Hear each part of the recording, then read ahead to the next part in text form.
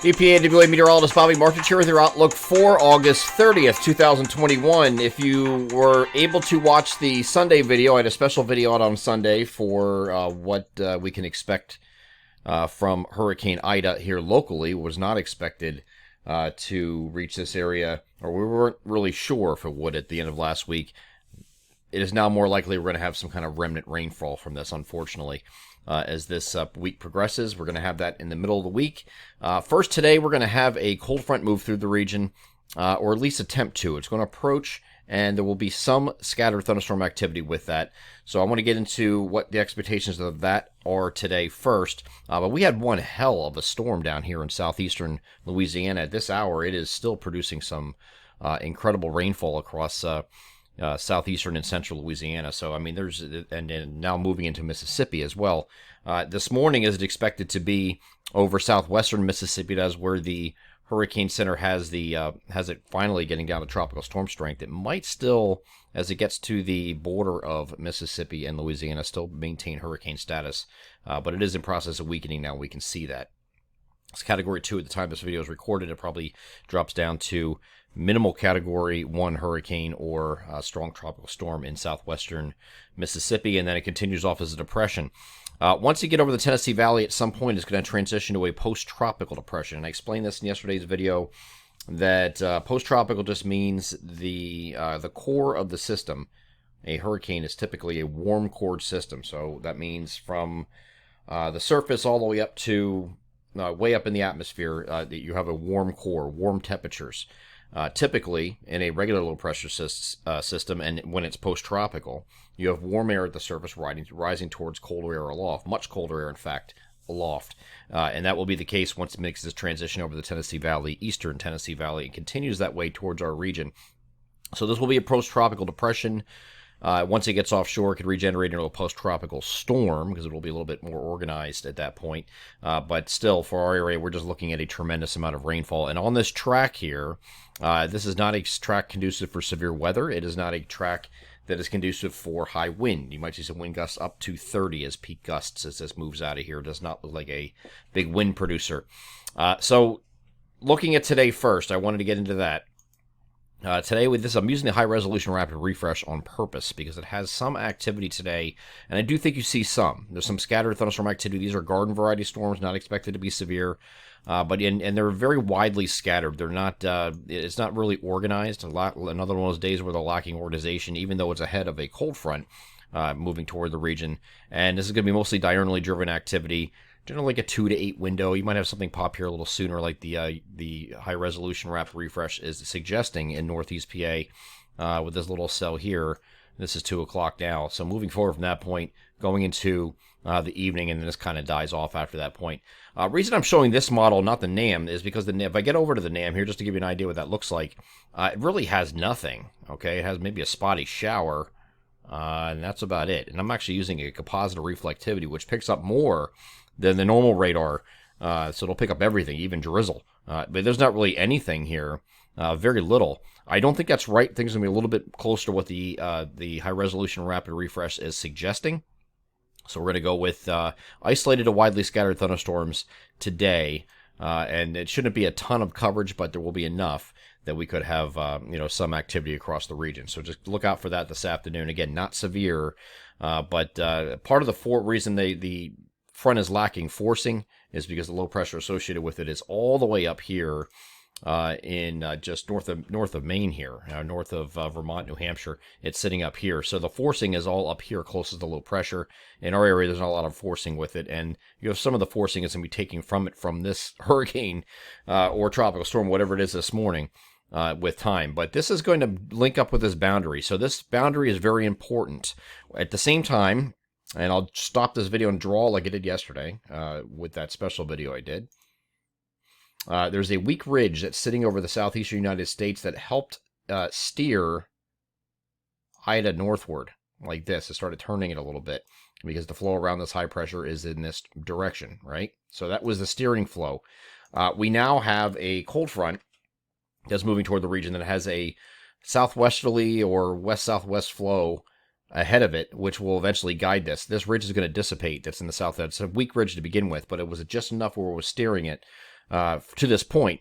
Once we get to southwestern Mississippi, the ridge is going to continue to dissipate today into nothing, and then this will become your guiding, what's going to guide Ida from this point forward. It's going to set the train tracks, so to speak, for this thing to follow, and it's going to enhance rainfall on this frontal boundary.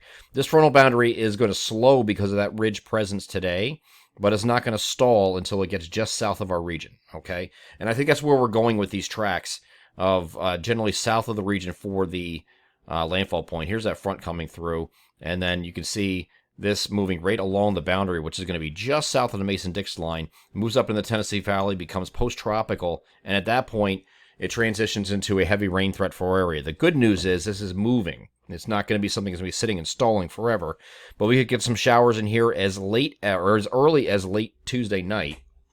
Showers again on during the day or on Wednesday till we get into the afternoon. I think once we get to the afternoon, we start picking up into periods of rain. Then we get to the heaviest period of rain that's going to occur in the evening and overnight period on Wednesday night. And then tapering to showers on Thursday morning once that system's starting to pull away. And then in the afternoon on Thursday, you might see clouds give way to sun, some partial clearing in the afternoon as that system pulls away from west to east. So that's what we're generally going for right now with this track. But there could be some very heavy rainfall with this on the northwest side of this low track. Now, since this is a post-tropical depression at this point, it follows a different set of rules. So when this made landfall here in Louisiana, you would have noticed if you were following on the Weather Channel yesterday, there was a tornado watch was setting up kind of like in this area right here. This whole area was under a tornado watch and was north in the northeastern quadrant of that low as it was coming in. When it becomes post-tropical, it follows a different set of rules. It's not the northeast quadrant anymore. Now it's the areas south and east, along and southeast of that low track is where your severe weather threat is. So that means that for our region here, we're not dealing with severe weather most likely. This is just a heavy rain event. It's not a thunder or lightning event. It's not a wind event, because the wind will be negligible at this point because it's going to be strongest close to the low pressure, so you might have some gusty winds down here a little bit, down by Delaware, southern New Jersey. But interior, where all the heavy rain's occurring, that's all you're getting. Now, I say all you're getting like it's nothing, because it is something. You're going to have some heavy rainfall with this. The question is, where exactly that boundary sets up and where exactly those tracks will determine how much rain we get. And there's a lot of disagreement, not only with each model, but run to run within those models. Here is this is the earlier run of this afternoon of the European model, showing a big swath of generally 4 to 6 inches of rain across the region. Some areas even get higher than that. You got some 7s up in here, right? Now I go to the most recent run, and it's further northwest. Okay, still has a pretty healthy axis of rain in here, and this stops on Thursday morning. So some of these totals are still going up from this. All right, GFS is further south. The previous run earlier today for the GFS was much farther north. So there's some bouncing around here, and there's really no consistency from model to model or run to run. Somewhere in our area is going to get a swath of some pretty heavy rainfall, and I'm very confident that we get a 2 to 4, just like the National Weather Service said initially. I like their initial estimates of 2 to 4, locally 6. That's a pretty good starting point, but you might even have some higher than that in some heavier spots. There's going to be a swath in here somewhere that we just get wrecked with rain. And this is really not a good thing because we've had a lot of rain lately, and we really could deal without that. The new NAM is doing the same thing. It's further southeast. The previous run was more like the European model. So maybe it's somewhere in the middle, and we kind of meet in the middle eventually. All this bouncing around they're doing here, and it goes right across the heart of our region. I think it's the best, safest bet right now, but again, these are going to move around for the next 24 hours or so. We're not going to put a map out until Tuesday publicly with the rain amounts across our region.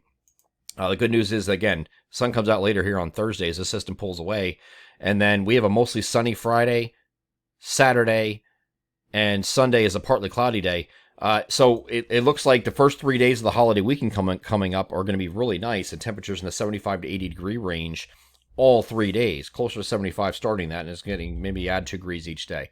So 74, 75 on Friday. Saturday is about 77, 78, and then 79, 80 degrees by the time we get to Sunday.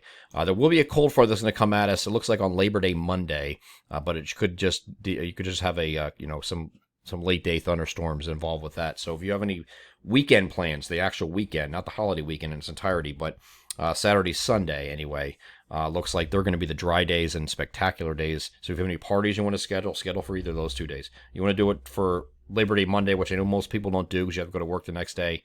That's probably the one day here that you might have a threat of a thunderstorm late in the day. But this looks pretty good, really good for the closeout of summer and the end of or for Labor Day holiday weekend coming up. So go ahead with your plans. It looks pretty good once we get a chance to dry out toward the end of the week. Once that system pulls away Wednesday into Thursday morning, we have plenty of time to dry out rest of Thursday and Friday before the weekend. For any outdoor activities, it should be a good one. I'm EPAWA meteorologist Bobby Marchus. That is your outlook for August 30th, 2021. Have a great Monday.